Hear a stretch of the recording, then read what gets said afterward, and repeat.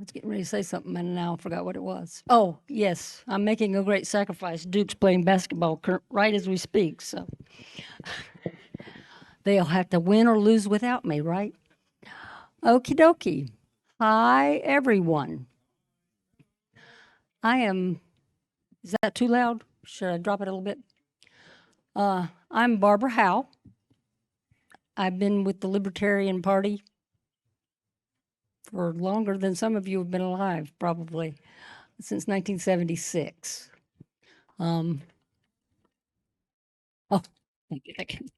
I'll blow my own horn. I've been a candidate for practically every office that a Libertarian can run for. U.S. House, U.S. Senate. I ran against Locke Faircloth and Pretty Boy John Edwards. I lost. I've been a candidate for governor 3 times, gentlemen. You have a tough road up. And well, we kept ballot access the last time I ran, so yes, I did win. Okay.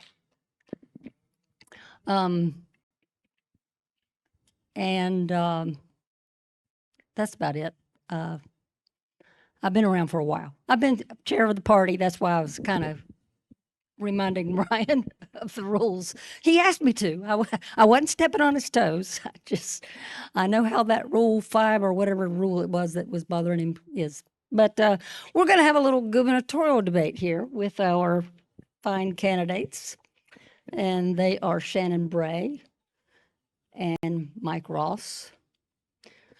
And first on the agenda is I'm giving them a 3-minute opening, and Susan is keeping time. And when you have 30 seconds left, she will raise up something, a card or something. Okay? So that's the 30-second signal. And let's see. How should I do this?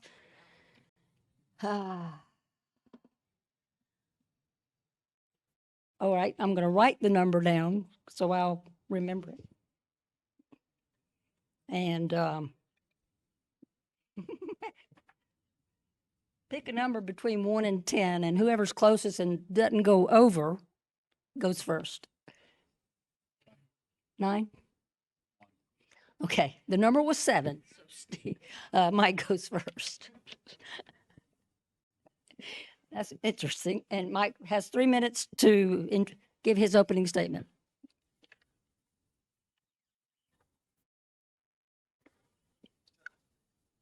Testing. Okay.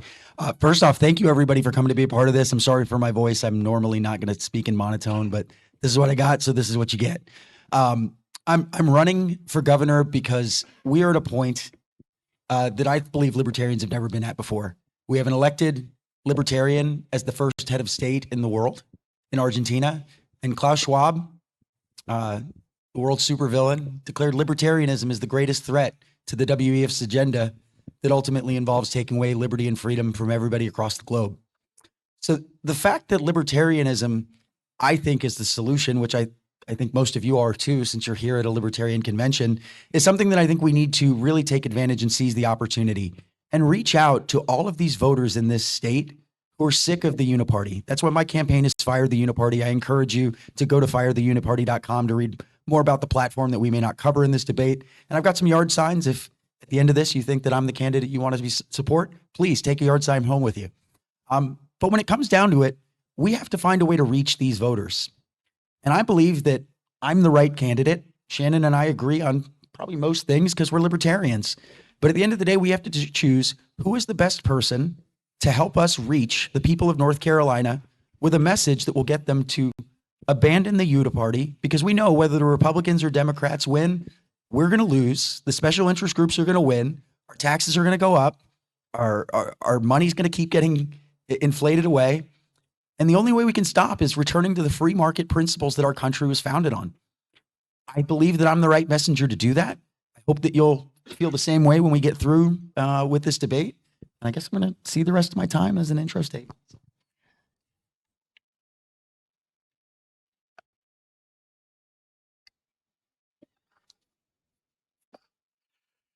Hello, I'm Shannon Bray. I'm a combat vet, a dad. I've been in North Carolina now for about 15 years and I absolutely love the state. I moved here primarily for the scuba diving. We've got some of the best diving in the world right outside the state. And with that, I want to make sure that we're protecting a lot of those natural resources. That's not necessarily why I'm running for governor. I'm running for governor because I'm sick, like Mike, of the two-party system. But to be clear, I'm a fan of Mike. The real reason why I'm running for governor is to have this primary because it is absolutely important that we get the independent voters involved in our election. Whether you like Mike or you like me, to me, it doesn't matter. There's 36% of the people in our state are independent voters, and we have to be able to reach them and get them involved in our primary. If we get them involved in our primary, then we have the opportunity to keep them for the general. Now, Mike's a great candidate, but he's untested.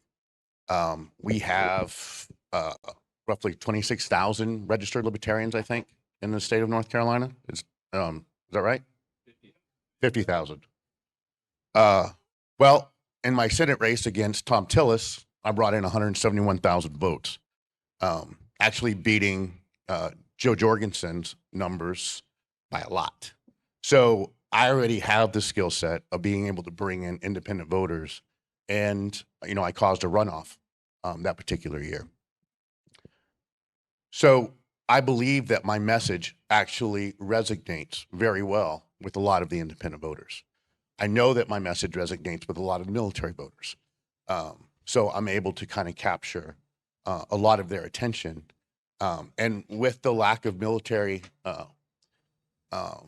veterans actually running in this race, I am able to speak with a lot of military members in our state. And as many of you know, we have many bases and whatnot. But other than that, I believe in, liberty and government and really trying to put North Carolina back on the right track. So with that, I'm going to go ahead. We'll get into the debate, and hopefully with the questions, we'll be able to dive into some of our differences and whatnot. But I appreciate everyone being here. Thank you. I'm kind of winging this because that's what I do. That's how I operate. You covered something that I was going to ask in the next question, so I'm just going to skip. No, I'm going to ask this question first. Yes. Well, when I ask a issue question, I'll probably give them 2 minutes to address the issue and then a minute for the other person to rebut. But I'll tell you that when I get to that. We're not that far yet. Okay. I think for the benefit of our crowd here, I'd like you to tell us briefly, let's say 2 to 3 minutes, about your journey to the LP. You may divulge what you were before you were a libertarian, because probably you might not have been a libertarian forever. I was a Democrat when I was younger. Of course, I'm old, and in North Carolina, you didn't vote unless you were a Democrat in the late 60s. Okay, so take a couple of minutes to tell us your path to the Libertarian Party, and Shannon, go first.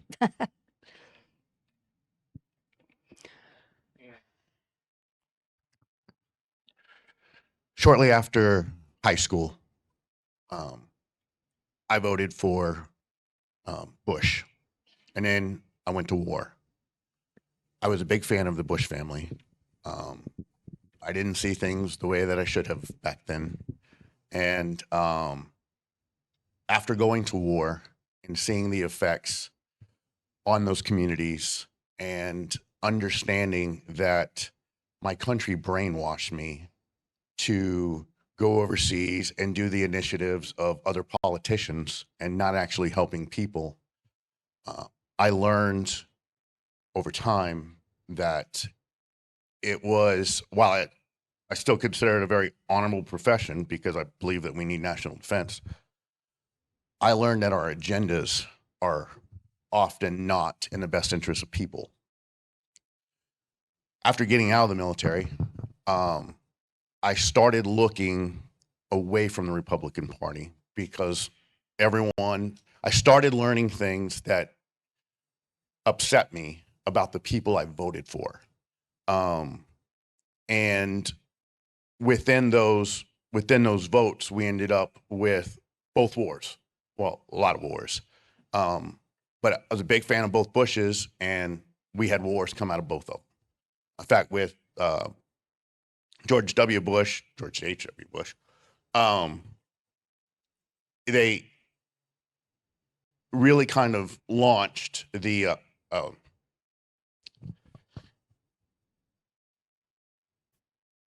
seeing all the war really kind of, when I got home, I wanted something different. I don't want to send my kids to war. I don't want them dying overseas. I've lost so many friends overseas that it just breaks my heart.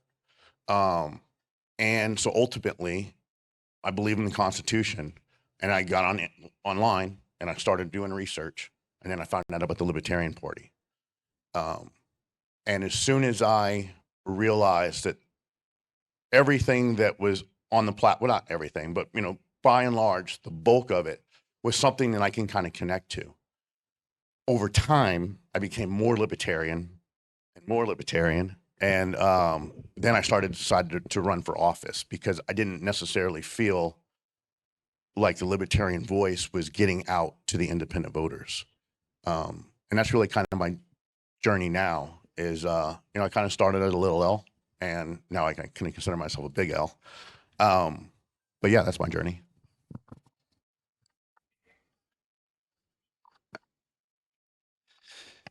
So the first time I heard the word libertarian, I was 13 years old.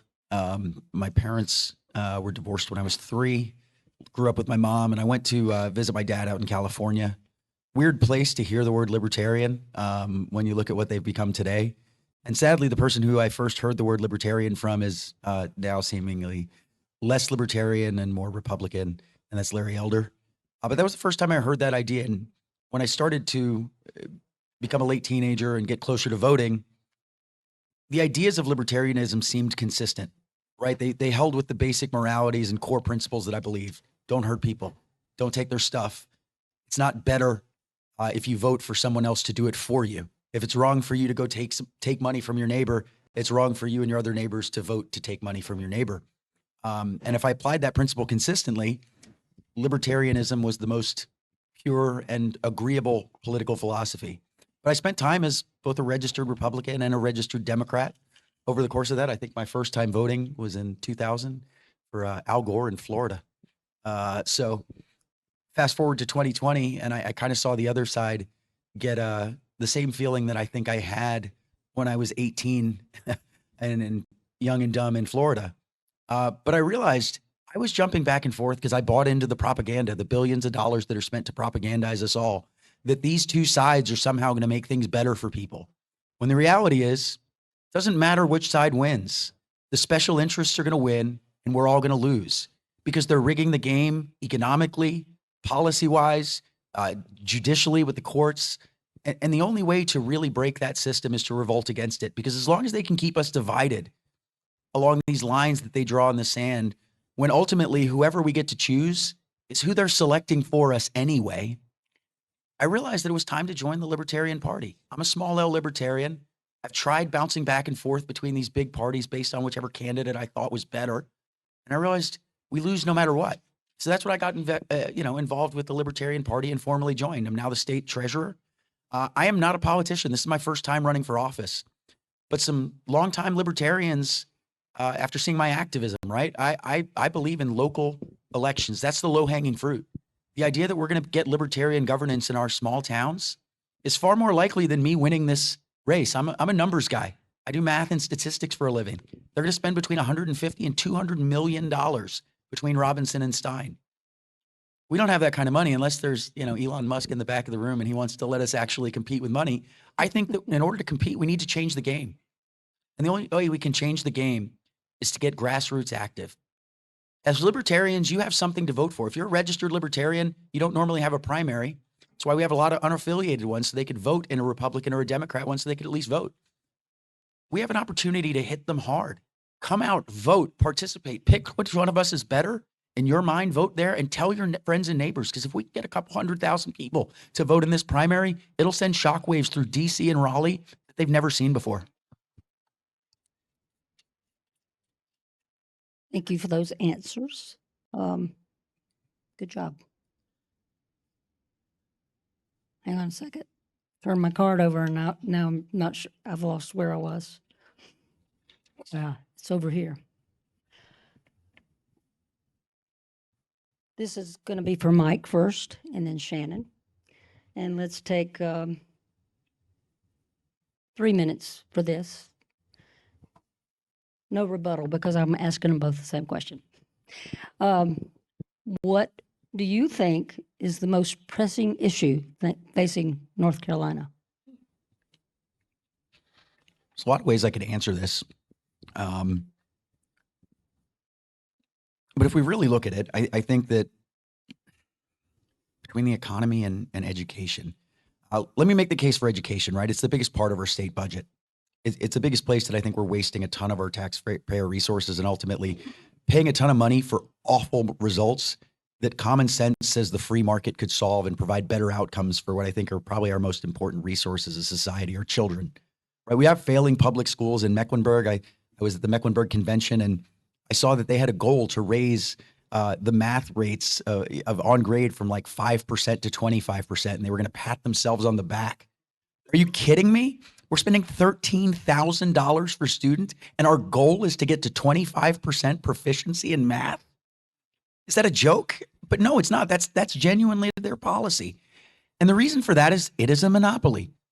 We all believe in free markets. We all know how you end monopolies, right? Competition is good for the consumer. It either drives up quality, drives down price, or some combination of the two.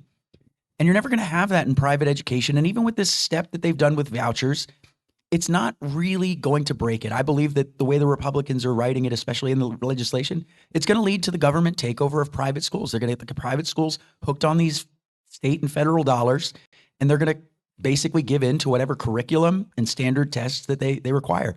I believe no person in government can know what's better for a child than that child's family. And if any government is, it should certainly be a more local one than the state, not people in Raleigh, not people in DC. And I think the only way we really break this, short of what I would argue is a very libertarian position of abolishing public schools, one, the Constitution of our state doesn't allow it. So until it's changed, we have to work within that confines. And I think the best way to do is you force them to compete for every dollar. Some people are claiming it's backpack funding, but I say, you know what? Each student, you've got this bucket. Divide what we're spending by all the students. Let the parents allocate it. That way, if they choose to send them to public school, great. Public schools can compete for it. If they want to homeschool and do individual curriculum and hire tutors, great. Each parent, each family knows what's best for their kids. And if we force the government to compete, either the private schools will get better. So maybe we can actually look at some decent rates instead of aspiring to 25% on grade, or we'll just get better results and the public schools will abolish themselves. Either way, our education is going to be more competitive and our kids are going to get ultimately better outcomes.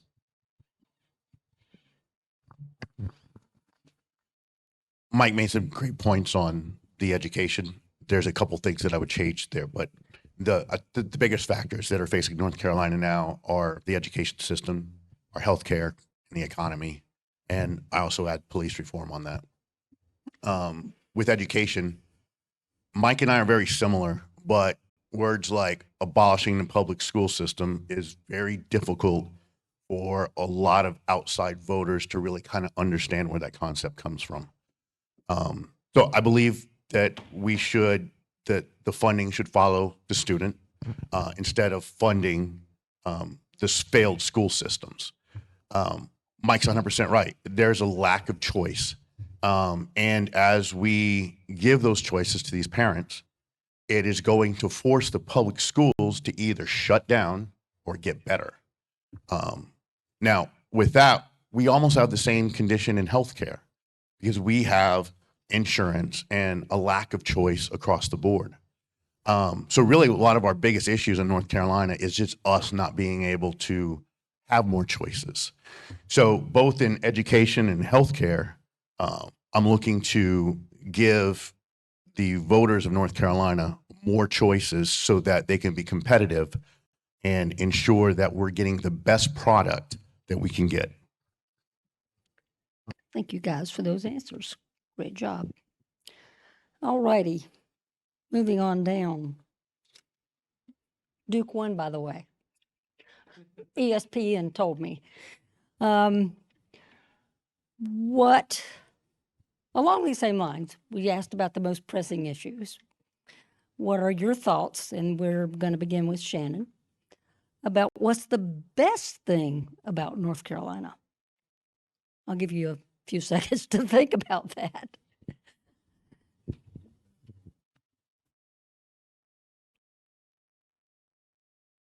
I'm a complainer by nature, so giving a compliment is a little different.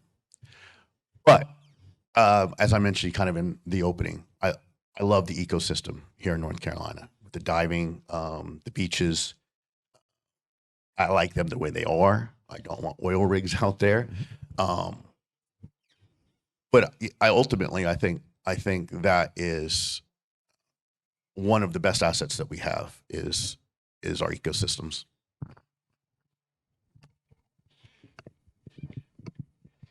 Yeah, I mean, I think the best thing about North Carolina is, to me, pretty obvious.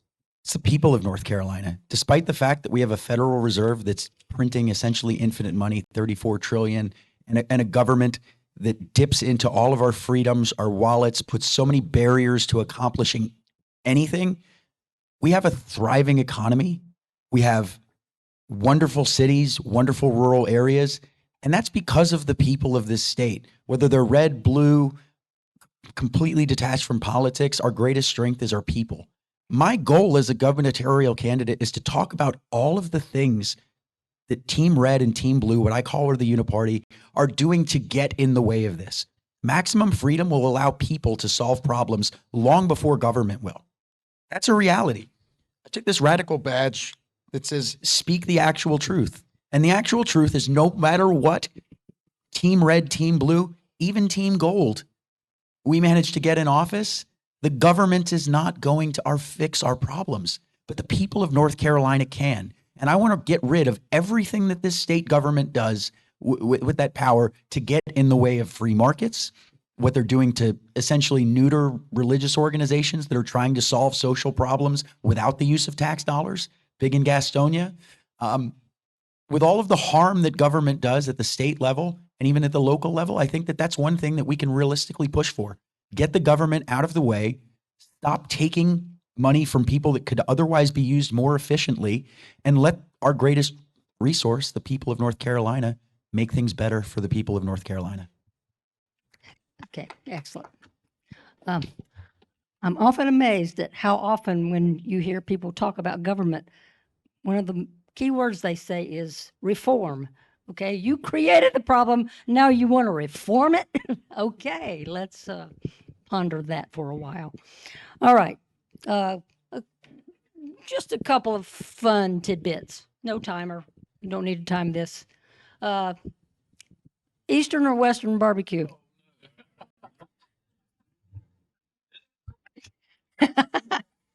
I would have to lie to get your vote on this because it's Texas barbecue.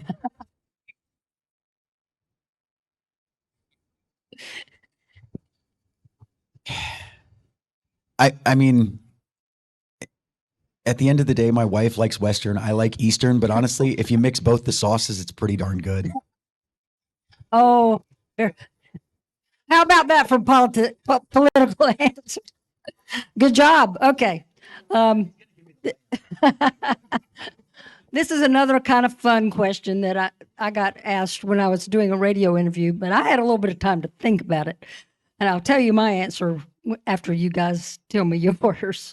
But just you're going to get fun questions on the campaign trail. Well, Some of them are going to be off the walls. One person came up to me, asked me, "What do you think of children?" So my answer was, "I have 3." But anyway, you get other interesting questions, and one of the interesting questions I got from a radio interviewer who was going to give me a 30-minute spot, and he asked me to name 2 songs that described my campaign.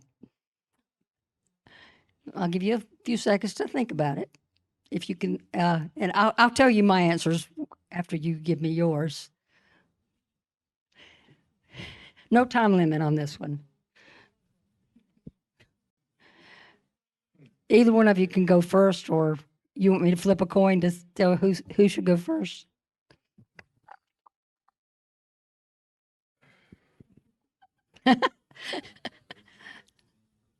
I can't think of a second one, but the first song would be "Save Me" by Jelly Roll. Okay, that's fine. What's that song? Who? What? Okay, Save Me. That has the title has a ring to it. I don't know that song, but So this is a tough one.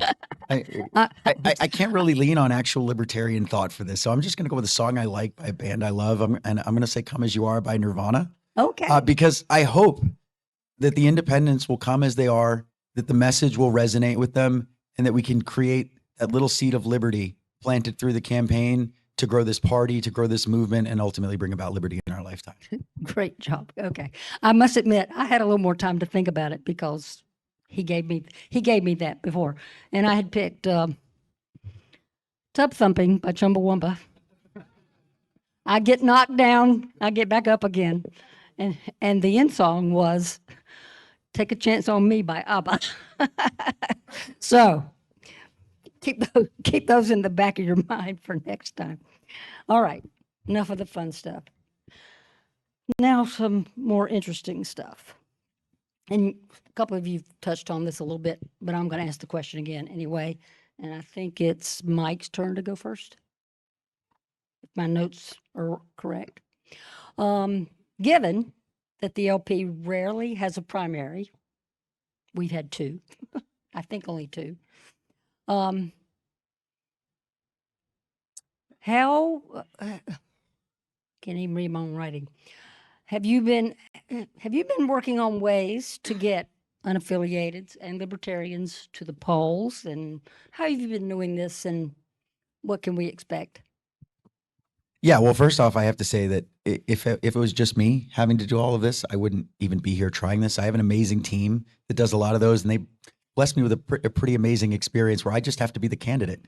But what I'm doing through events that I show up at is I'm showing up at events where I'm probably the only libertarian there. I took an event in Gastonia where it was me, and then it was Lieutenant Governor candidate for the Democrats, Senator Hunt, and Justice Riggs, and all Democrats in a room full of basically unaffiliated Democrats. And I stuck true to libertarian principles and talked about things that no one else was there. I got a bunch of claps. And I think that if you speak the truth to people, stay true to libertarian principles, but make them understand why. Even if they disagree with you on some of those things, you're going to make sense. You're going to plant those seeds. And I think the biggest testament where, you mentioned earlier that you've kind of had the experience of running before, and I haven't, but we've had a couple of debates. This is the first time we've actually got to go here, but we just had a big one, 4 parties. And, I was able to hold up okay against Dale Falwell and Mike Morgan. So I'll take that as experience. What's the question again? I can't repeat it quite the way I said it. Given the LP rarely has a primary, what are your plans to reach unaffiliateds and libertarians, get them to the polls, that sort of thing? As a previous candidate for the Senate, I was involved with they would invite me to some things, but because I didn't have a primary, I was ignored. So it took a lot of just trying to get out there and get my name out for name recognition. It is very difficult to do well in an election when people don't even know you're running until they see your name on the ballot. And then they're like, well, who's this 3rd guy? Or who's this 4th guy if there's a green guy there? The beauty about this primary is Mike and I are now involved in more events that we would not normally be able to go with because the other parties, Republicans and Democrats, there's rules in place with all of these events and stuff that, oh, you're not primary, so yeah, you don't get to speak. So we have to be silent. This is our best opportunity that we're doing right now to get involved and to speak out more and earlier and hopefully get people to pull a Libertarian ticket. And then if we do well in a primary, if we only have Libertarian voters voting in our primary, we're not going to do well. We have to get those outside people in here. And if we get those outside people voting on a Libertarian ticket, I believe that we're going to keep them for the general. So pushing for the primary is, I think, one of the most beneficial things that we can do. But Mike and I both had challenges throughout and trying to decide whether we were going to run or not. But ultimately, it came down to we need this primary. We need this primary to help our party grow. And ultimately, I think that's where we're benefiting. Okay, thank you. We're up to Shannon's going first this time. Keeping my notes.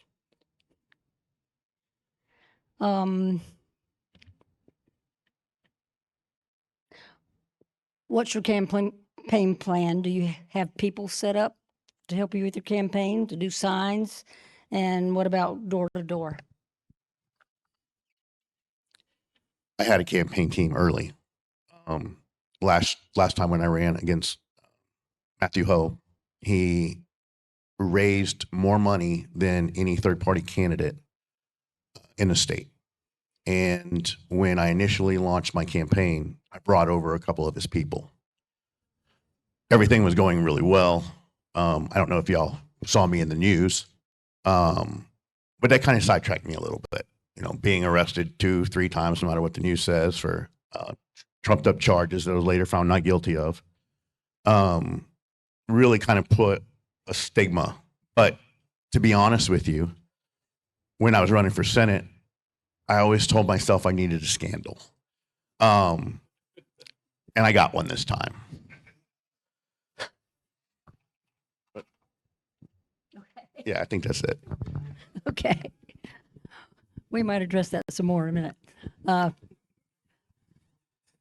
Yeah, I touched on it. I think the last question. I've got an amazing team. I couldn't have done this without you. There's some of you here in the room.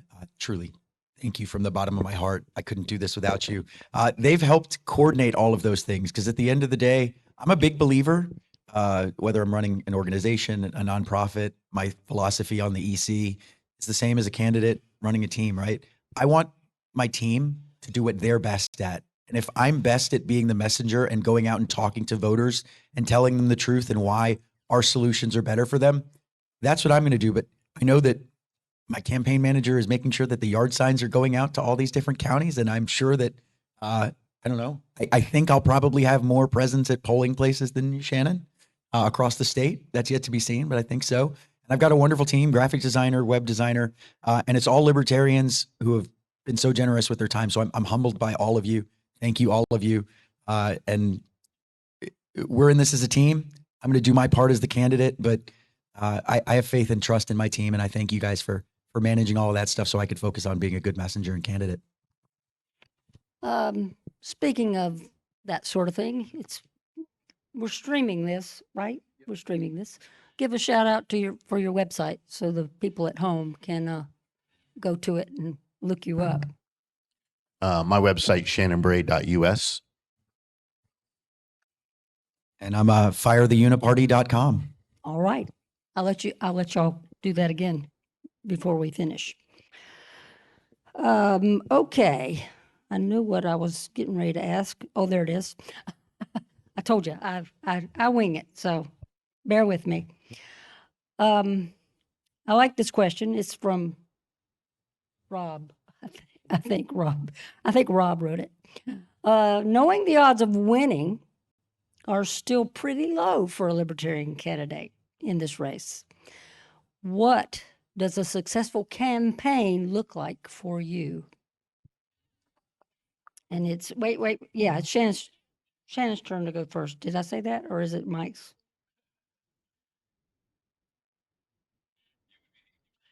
Hang on a second. It's Mike's. Mike's turn to go first, then Shannon. Yeah, I think I've mentioned it a couple times now. They're going to spend between 150 to 200 million dollars between Robinson and Stein with their super PACs, campaign committees. Winning is the long shot, right? In theory, if about 2.7 million people on November check the box, we can do it, right? But we have 50 candidates running in much more winnable offices. And I truly believe that the wins that we're going to get are going to take place when we win locally and start nullifying all this nonsense that's coming down from DC and Raleigh and things that are not working in our communities. And the best way to do that is to win local elections. So I hope to bring a message that speaks to people and gets them to pay attention to all of these libertarians. And I hope that we're able to draw a bunch of people in. The whole idea of this primary is really a big picture strategy, right? We get all these unaffiliateds to vote. We can get that data. We then can reach out and see, where are these pockets of people? Because when I look at it, when I really think, where are libertarians going to get the most victories and be able to change, I look for smaller towns that have maybe, 1,500 to 300,000 votes. Those are entirely winnable races. And we may have people who believe in our message that we don't even know exist. And if we can reach them and convince them that ultimately it's all of us that need to be spreading this message virally, locally, and we start winning there, I want to elevate all of these libertarian candidates. I want to grow the party. I want to grow our data so that we can use that into 2025, 2026, and decades into the future. Because we need to really fix this country, like 100 million people to actually know what libertarian is and start to identify with those principles of liberty. And it doesn't start unless we start doing it at the grassroots level. So I view it as, multifold. If I can't win, I want to make sure that we get enough attention to maintain ballot access. Barbara, I'd love to break your record. I hope I can.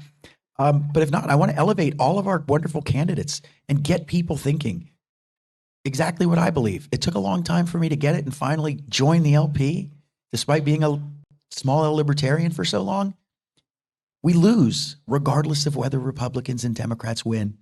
Because even if you think some of them are good, they'll never let the good ones get in enough power and enough quantity. We see it every time there's a vote in Congress to send more money to some foreign country, send our brave men and women off to die. Sometimes a little resistance in both the Republican and Democrat Party, but never enough to do anything. And the Uniparty always caters to their special interests. We always, we get the shaft. A winning strategy to me is split the ticket. When you have a Republican and Democrat going in there and receiving enough votes that there's no clear winner, because it causes a media ruckus. I was able to do it for the Senate. My friend Shane Hazel did the same thing in Georgia, caused a 50-50 split in the Senate and got a lot of attention. Those are things that really kind of spark interest in the party. But it's a lot bigger than that. Neither one of us could be successful without the local candidates. We run to try to ensure we have ballot access, because if we do poorly, we lose that. A winning strategy for me, I would love to see 5%. I would love to see obviously higher, but 5% is a target that I feel like is achievable because we are doing this primary. Without this primary, I think we're kind of stuck with the 2 to 3%.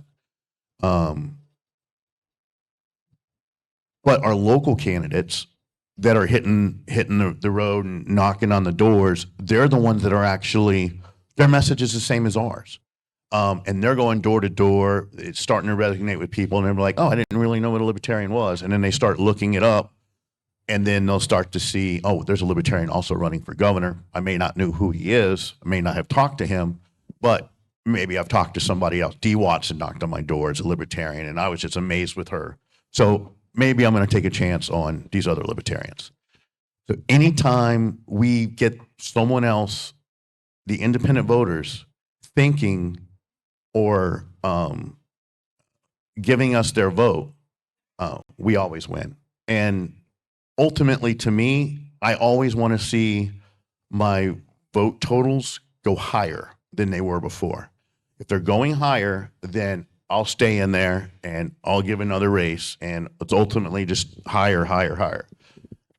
Ultimately, if I get less votes, then I'm going to try to help someone who has that messaging to go out there and kind of step up and really try to connect with those people. So that's what I think a winning strategy would be. Okay.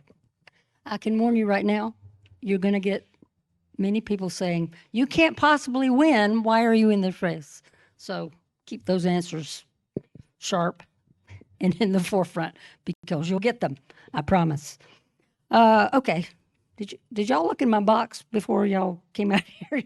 It was taped shut. It was hermetically sealed. So you didn't find these questions, but let's see. This one goes to Shannon first. Another question, another thing you're going to get on the campaign trail. Well, this one may not be so much relevant to the primary, but it's going to be relevant to the general election. You're going to get people coming up to you say, I love you, guy, but I can't waste my vote. I've heard that a couple times. And this is the response. If you're a Republican or a Democrat, you're basically, and you're voting for someone that you don't necessarily believe in, that's when you waste your vote. The power of the independent voter is so strong because they're the ones that actually, a vote from an independent puts us just a little bit higher. And we're trying to cross the threshold of 3%. So ultimately, every vote matters to a Libertarian primary and Libertarian candidates. So while they may feel like they're wasting their vote, to me, every time that you vote against your principles, that's when you're wasting it up. If you're trying to pick the lesser of two evils, and you picked Republican last time, and you're like, I didn't like how that worked, so now I'm just going to do Democrat. You're not even looking at the candidate; you're basically voting on whatever letters next to their name. I think you're selling our country out.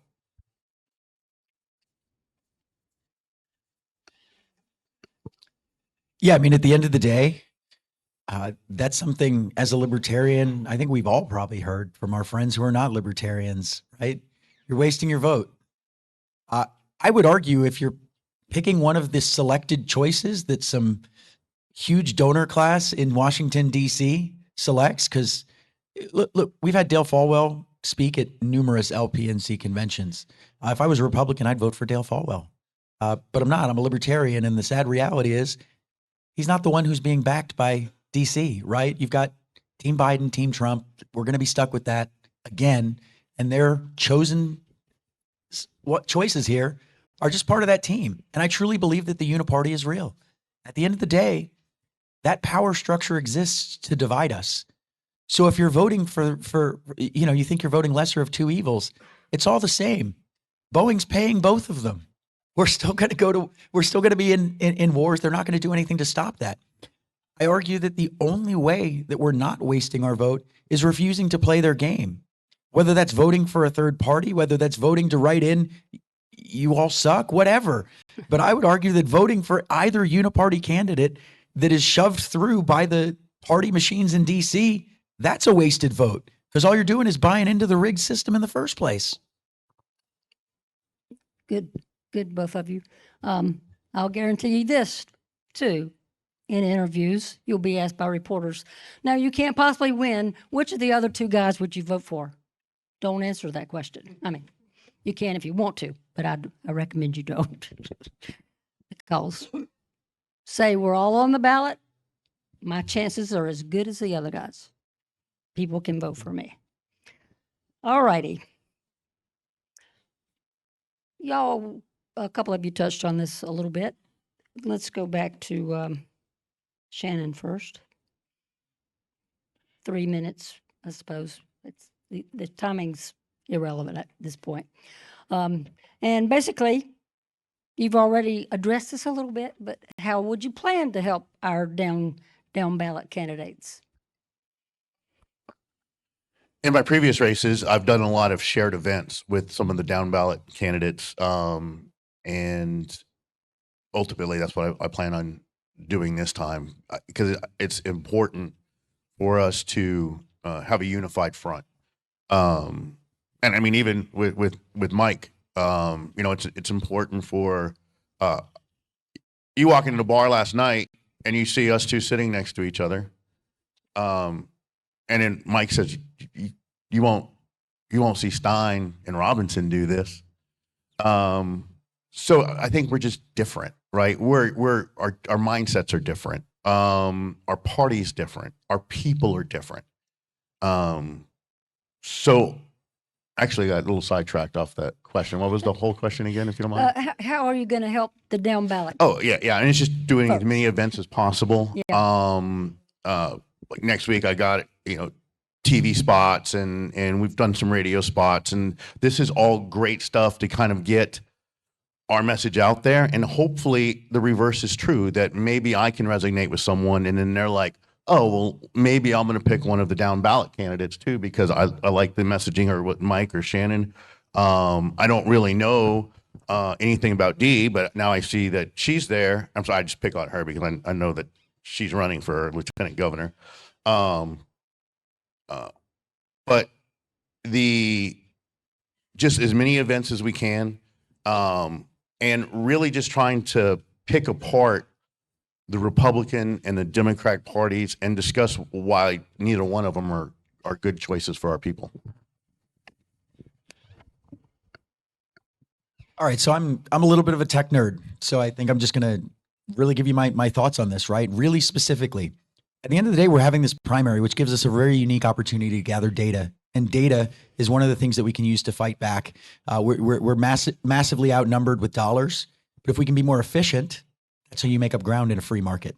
So if we can get a bunch of data, what I think, since most of our candidates are not in primary ballots, although we do have, I think, two that are in a primary as well. What I want to do is I want to help find out who is your voting base in November. How can we take this data that we've gathered through having this primary and both of us working our tails off to get as many people to vote, and hopefully all of you working with us, supporting the candidate you choose and helping get all of your unaffiliated neighbors to come in. I want to help those candidates by getting them that data, helping them say, hey, can we get you local campaign volunteers that came out of this, that buy into the idea that the uniparty is not working for you? How can we use all of the data that we're collecting with a statewide race and bring that to both the party to grow the party, but all of our candidates? Because if we're not using that data and trying to get some kind of free market advantage, we're not going to win on money alone. But if we can get cheap data, and then through grassroots and good ideas, since we're libertarians, we tend to have a lot of those, I think that we can use that to provide tangible, useful data that can help them win those races, find volunteers in their communities, and find pockets of support, and possibly even drum up some candidates for 2025.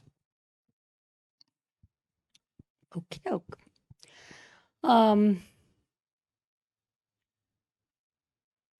The economy is consistently a top concern for voters in North Carolina. What can you do as governor to foster a better economic environment? Mr. Ross. I mean, one would be symbolic, and it requires winning, because I'll do it every day anyway, because, we got to end the Fed if we're ever going to really do anything about the financial tyranny that we're all suffering under. But if elected as governor and 2.7 million people check that box, I will publicly and formally, if I have to with those, I will call for an audit of the Fed, because that's how it has to start. Nobody even does that anymore. I will say, as a state who's part of this system, we're falling under the United States of America. We believe that this system is there. We're calling for an audit, because if they ever audit the Fed, they'll have to find some way to unwind it. At least I believe that. We can't really know for sure, because they won't actually audit the Fed. That's one of the big things that we can push meaningful change. I think the other things is we have so many regulatory environments where the government is sticking its thumb on the economic scales. Right? We looked through what happened through COVID, right? They told your mom and pop shops that they couldn't open, but Walmart, Costco, the ABC stores, since I guess that's the government's little private business, they got to stay open. So I would start by ending tipping the scales. I think another one that we look at, not only are they picking winners and losers there, but they're ultimately interfering with all sorts of taxes and exemptions and fees that they put in there that are not facilitating free market situations where, you talk about environments where we have beautiful beaches, beautiful mountains.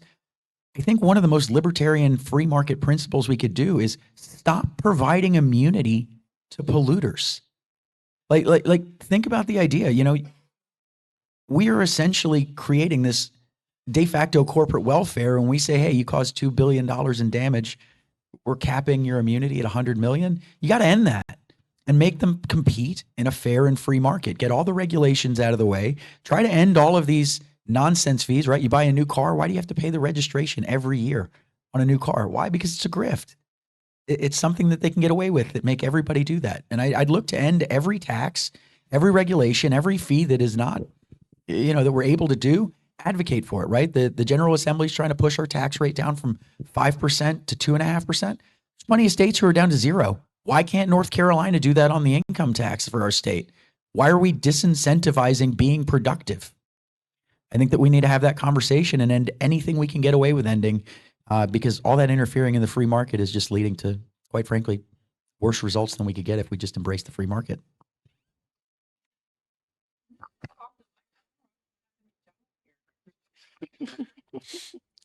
I'm just going to expand on what Mike said a little bit on this. With the economy, we have overprinting of money causing inflation.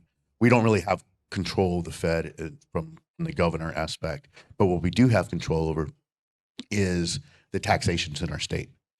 One of the things that I would look to do is I want to make taxes optional. And then if you opt out of taxes, then you would be removed from maybe getting some of the government services that are offered.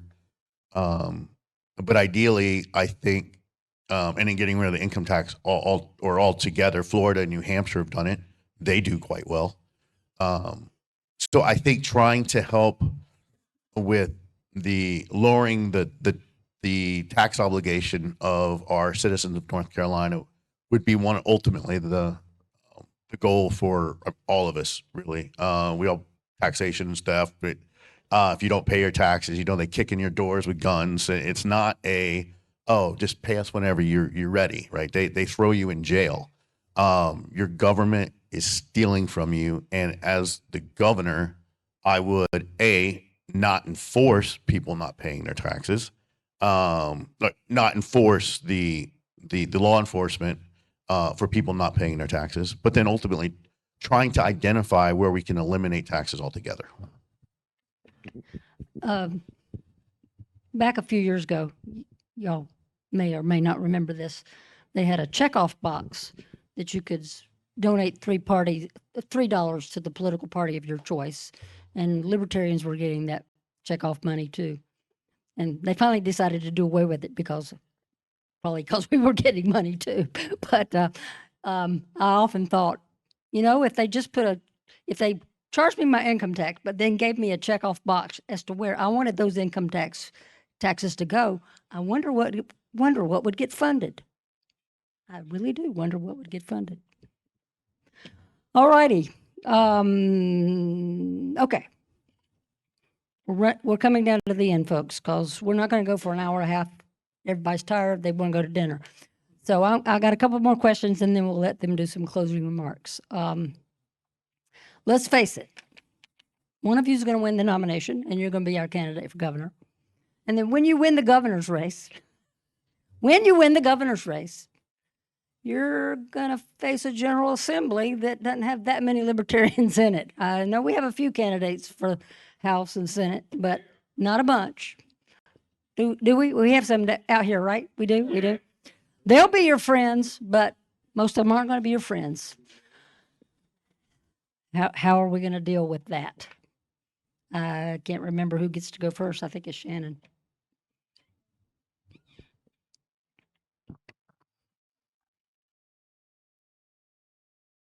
Ultimately, as libertarians, I kind of feel like we're not necessarily in the middle, but we share a lot of platforms with both the Republicans and the Democrats.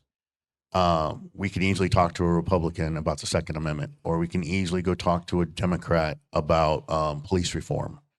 So a lot of times it'll be trying to foster those communities.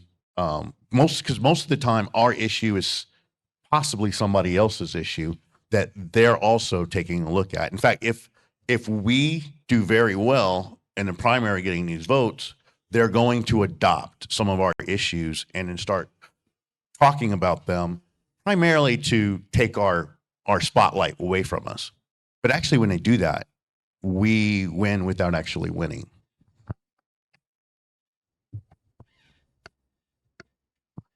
Oh, that's an interesting question, right? If 2.7-ish, if we make it a three-way race, 2.7 million North Carolinians pick one of us. I think I'd have to really look at this objectively. What would it mean if a Libertarian was elected governor of North Carolina? To me, it means that whatever message, whatever platform, Shannon's minds, it means that it resonated really well with the voters of North Carolina. And that is a scary mandate if I've ever seen one. Because what I would do if elected as the Libertarian governor of this candidate, I would say, look, legislature, send me my platform. This is the will of the voters. Make it happen. And if you don't, I will support an entire slate of Libertarians, hopefully we can get enough there, but people who will enact that agenda 2 years later. People said Javier Milei couldn't do anything when he won, right? Because he didn't have the legislature. When you shock the system that much and break $200 million in spending with far less through grassroots message resonating, you're going to strike fear in the uniparty structurally at the DC level that a state like North Carolina could fall, certainly at the state level.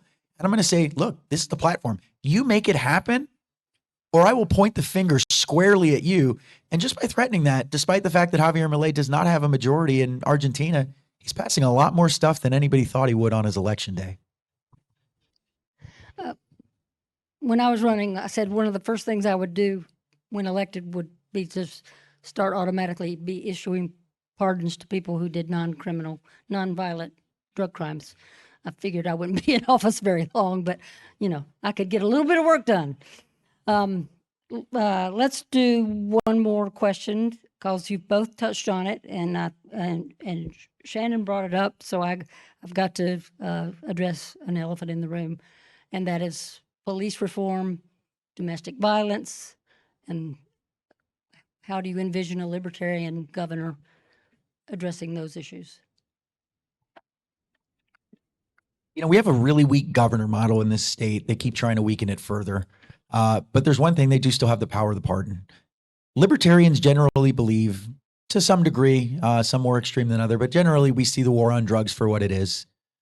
A grift that's ultimately a war on people, where we're taking, in many cases, people who have harmed nobody, victimized nobody, and forcing us to pay $100,000 plus a year to do that. Just like Barbara, you said, I've said that in a previous debate. If you start pardoning every nonviolent drug offender on day one and ask for a list from your staff of everybody who's done there and you just pardon them, they'll stop enforcing that. And when they stop enforcing that, you can get them to focus on the things that I think our law enforcement, either doesn't have enough resource, enough will, but focus on the actual crimes with victims. Because there's a lot of people being victimized. And when we're busy, putting people who, I see in Gastonia where they're still throwing people in cages for, half ounce of pot, even though it's supposedly decriminalized at that level with the state. Just look at Gastonia arrest inquiry if you want to see how that works in the real world here in North Carolina. But if you end the war on drugs and you force that reallocation and move forward, the reforms that I put forward, I actually have a whole plank on protect the police, protect the public. I'd love to see the ending of qualified immunity, civil asset forfeiture, all of these long-term things that libertarians generally agree on. Kind of putting that together with something that I think will resonate with the unaffiliated voters, right? Where we just try to focus on redirecting those resources, right? I think most of us, whether you're, maybe the anarchists in the party want it less, but I think most of the minarchists and classical liberals and all other, flavors of libertarian generally want the police to be focusing on rapists, murderers, thieves, the people who are actually victimizing society. And if we basically took away all incentive to police things other than that, maybe we'll see some improvement there. I think that if we adopt the changes that I put forward on my planks, I think that we'd have a meaningful, permanent change when it comes to things that we've long wanted to get rid of. And I think that that's a big non-negotiable. But in line with our platform, right? Body camera reform. Our laws are backwards. Right now, you basically have to get a judge to sign off on it. The cops should have to go there and, it was a debate topic, right? If there's something there that they truly need to block for the public, the safety of a child or something like that, they should have to go to the judge and say, here's the circumstances. Is this reasonable to prevent this from going to the public instead of our current situation?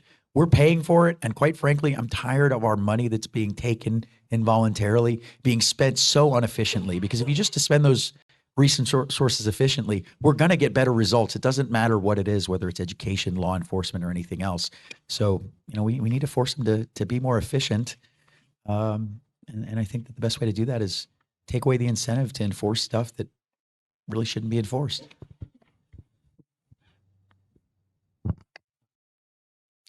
Whether or not I move forward, governor, and get elected, won't matter, because this is going to be a passion project of mine, is fixing some of the laws in our state, or raising enough hell to get other people to do it for me.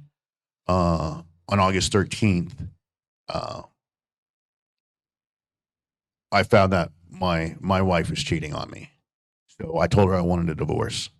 In a rage, she pulled my arm down, dislocating the titanium shoulder piece I had. Ultimately trashing my right arm. Then she went to the cops and told her that I threatened to kill her. I was arrested for assault on a female and felony strangulation. They took my guns, they took my house, they took my cars, and I was on the street. In fact, for the last 6 months, I've just been trying to live any way I could just to make it through the court system. All of this happened without due process. I spent 3 times in jail, 8 days, and then was later found completely not guilty of all charges. But that didn't fix my problem. I still can't go home. I still don't have my cars. I don't have a place to put my kids. They have to stay with their mom. With their mom is different than the spouse that I have. You guys look confused. But the laws and the loopholes that she was able to pull completely destroyed my life. And then I've been trying to rebuild that. But ultimately, that should never happen to another man or woman who is innocent, right? There should be a process in place to where all of this could have been debunked without having to wait 3, 4, 5 months for a court date, and then leaving the person that's accused of the crime defenseless, both to the elements and people. So there are a lot of laws in our state that I would like to make sure become fair laws. Domestic violence is a big issue, right? There are a lot of people who need these laws in place, but they could also be taken advantage of and weaponized. So ultimately, I would like to unweaponize our laws, whether our drug laws, domestic violence, or any of that. I want to make sure that people who are, I don't like saying law-abiding because there's just some laws I don't believe in, because they're basically just government control. But one of my passions would be, as governor, is to really kind of go through and just start raising hell on trying to get these issues fixed. Thank you. All righty. I know we were theoretically supposed to go for an hour and a half, but with just 2 candidates, I think people seem to still be awake. I think they've been enjoying the talk, but my feet are tired. So I'm going to give you guys, and we're going to let Shannon go first and Mike go second. 4 minutes for closing. How about that?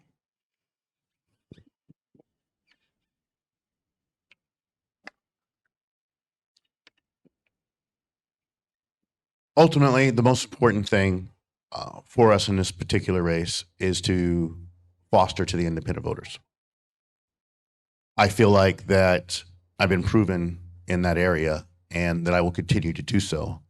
My ultimate goal is to bring in more votes than I did before. But like 171,000. I was got more votes, got the most votes in the state of North Carolina for any Libertarian candidate. So I feel like I have the name recognition, and I feel like that that my message resonates very well with a lot of independent voters. Other than that, I mean, a lot of the things that, you know, when you have two libertarians running in a primary, there's not a whole lot of, I had to go talk to Mike before, and was like, you know, where are we actually different? And he was, you know, like, well, you know, the way we lay our play up flat floor stuff out. But when it really comes down to it, we're just trying to amplify our message any way we can. Now, hopefully, whoever resonates with the independent voters gets those voters out and they go ask for our ballot. You have to go up and say, hey, I want to vote on a libertarian ballot. And then they'll probably look at you like you're crazy. So it'll be interesting because a lot of libertarians don't even vote in primaries because we don't typically have them.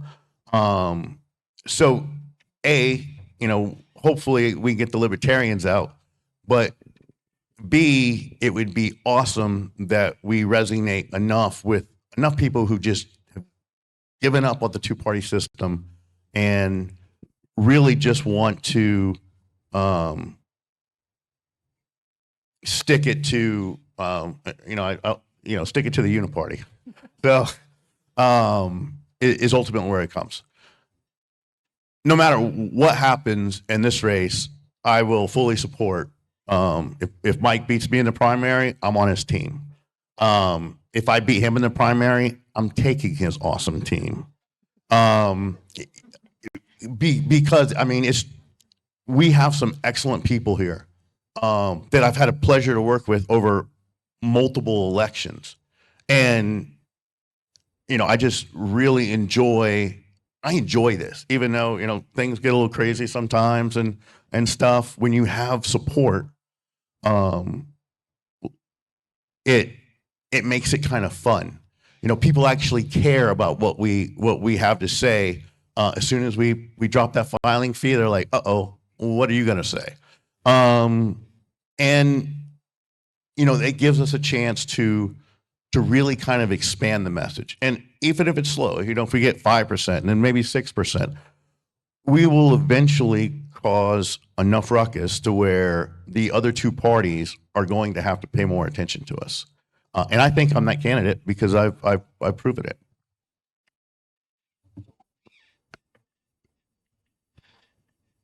At the end of the day, I think it's exciting.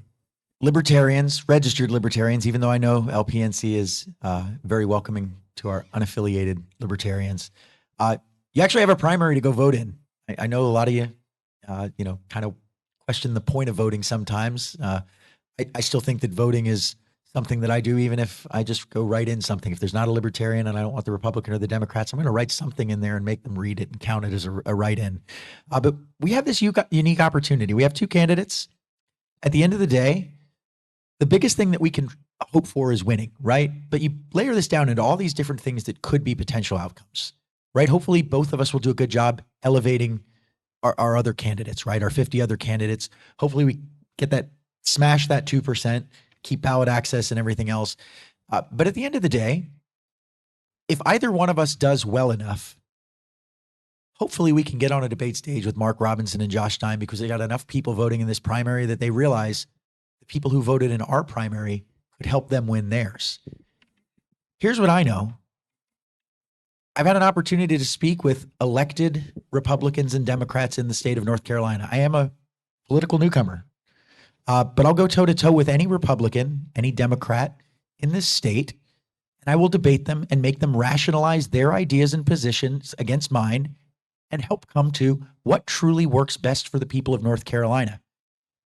Just like their game is rigged with money, I believe that when you really come down to rationalizing ideas, the game is rigged in our favors because the free markets work, and we're the only party that actually believes in the free market. So if we can force that stage, and the more we can get in this primary, again, if we can make it a three-way race, I think the number is, I don't know if we'll be able to attain it with the things that got in the way of both of our strategies, but if we got 500,000 people, that's a three-way race. Republicans and Democrats get between 600 and 800. The only way that's going to happen is if not just through our efforts, regardless of whether it's me or Shannon. Obviously, we're both biased. It's up to you to decide who you want to support. But if you pick someone to support, we need each and every person. Grow support. We're trying to grow. We need you to grow. Why? Because the more votes we can get in the primary, in the general, improves our data at the party team. We have wonderful volunteers who are great at crunching data and doing that. We want to bring that as a framework to help libertarian candidates across this state for decades to come.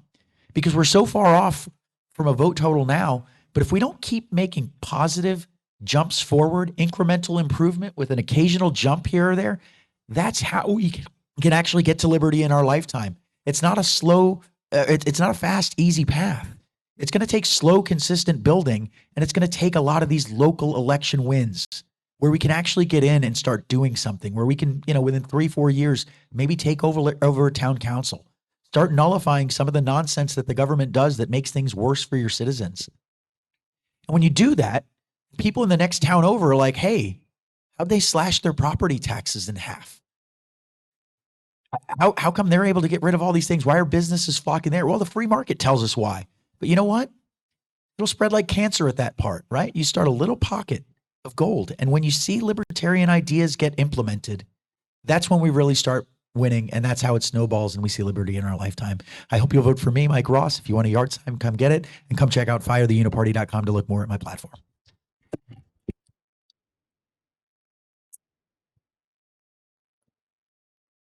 Where can our people donate to your campaign? Mike just said, but say it again. Say it again, Mike. Firetheuniparty.com has a donation link there. Or come see me, I guess.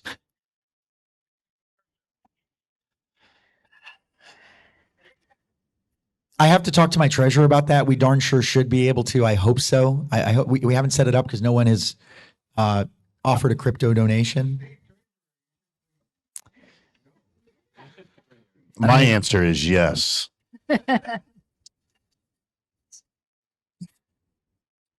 I do crypto. You can find me at shannonbray.us for the donation link there. And then, also I can help you if you have a bunch of crypto you'd like to offload. I can help you do that as well. It's like $51,000 today.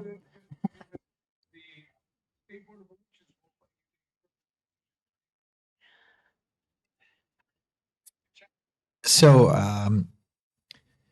I've got so many other things to focus on. I don't know if that's the most important use of my time right now. If there was a large enough crypto donation that I thought we could spend effectively there, I might consider it. But right now, there's plenty of ways that you can that I've looked into.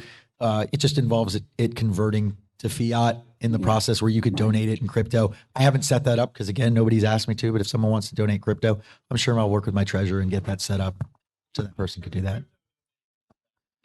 Yeah, I mean, I believe it would have to fall within the campaign limits. The campaign limits. There are limits. Yeah. But he's right. That crypto just has to be converted to fiat and then get reported. Is really is how we work around their issue. We can't collect crypto and let it sit there and then let it do what crypto does and gain value. All right. Well, it does do that too. Thank you for your patience with your befuddled moderator. Thank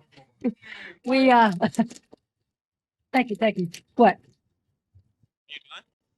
Well, oh, okay. Okay, thank you. I got my shoe halfway off. Thank you for our candidates. Thank you for those who are watching the streaming. And I guess the streaming will be up later for people to see it later if they want to. And Go out and vote on primary day, people. I know we're not used to it, but this time you can do it. So please do. Early voting's Early open. voting March 10th. started. Well,